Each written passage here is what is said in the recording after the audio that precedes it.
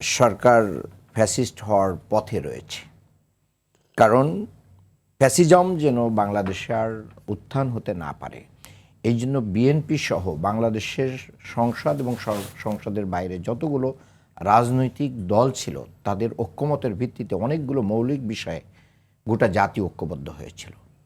যেরকম রাষ্ট্রপতি প্রধানমন্ত্রীর ক্ষমতার ভারসাম্য, বিচার বিভাগের স্বাধীনতা, সাংবিধানিক প্রতিষ্ঠানগুলোর একটা স্বাধীনতা, এরপরে হচ্ছে প্রধানমন্ত্রীর ক্ষমতা, দ্বিকক্ষ বিশিষ্ট পার্লামেন্ট। এই যে জুলাই সনদের অনেকগুলো বিষয় এমন ছিল যে 54 বছরে আমরা স্বৈরাচার আর ফ্যাসিবাদ এইগুলোর রোষানালে পড়েছি বারবার।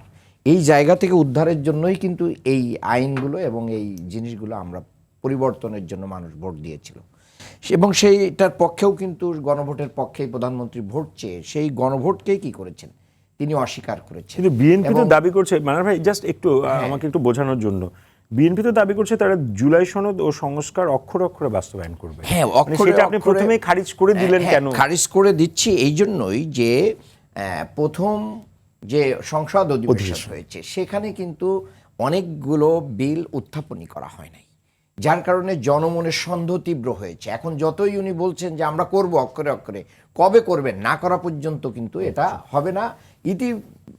ইতিপূর্বে তাদের না করারও ইতিহাস রয়েছে। তত্ত্বাবধায়ক সরকার, 3 দলীয় জোটের রূপরেখা বাস্তবায়ন নিয়ে বিএনপি কিন্তু ভালো আচরণ করে নাই জাতির সাথে, সেগুলো জাতি কিন্তু ভুলে নাই, যার কারণে এটা মনে হতে পারে।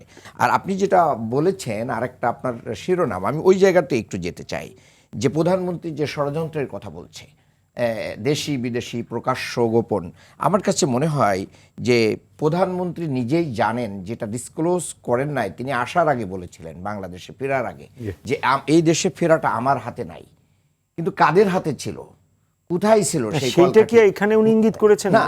রিপন ভাই বলল সেটা তো তাদের কাছে আমি একটু শেষ করি, তাদের কাছে হয়তো উনি কোনো মুসলিকা দিয়ে শর্ত দিয়ে অঙ্গীকার করেই দেশে এসেছেন। এখন ভোটের পরে হয়তো উনি সেই অঙ্গীকার রক্ষা করতে পারছেন না।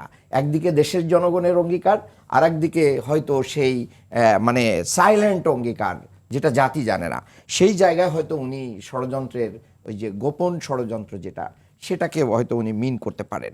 আর প্রকাশ্য ষড়যন্ত্র যেটা জুলাই সনদ গণভোট দিয়ে জনগণ যে আকাঙ্ক্ষায় ভোট দিয়েছিল সেটা যদি না হয় তাহলে জনগণ তো সেটার জন্যই মাঠে নামবে, এটাকে আপনি প্রকাশ্য ষড়যন্ত্র করতে পারেন। এই কারণে বিরোধী দল কিন্তু বলছে যে আমরা সংসদ এবং সংসদের বাইরে এগুলো নিয়ে আমরা সোচ্চার থাকবো। ইতিমধ্যে 11 দলীয় জোট বিভাগীয় শহরগুলোতে কিন্তু কর্মসূচি ঘোষণা করে দিয়েছে।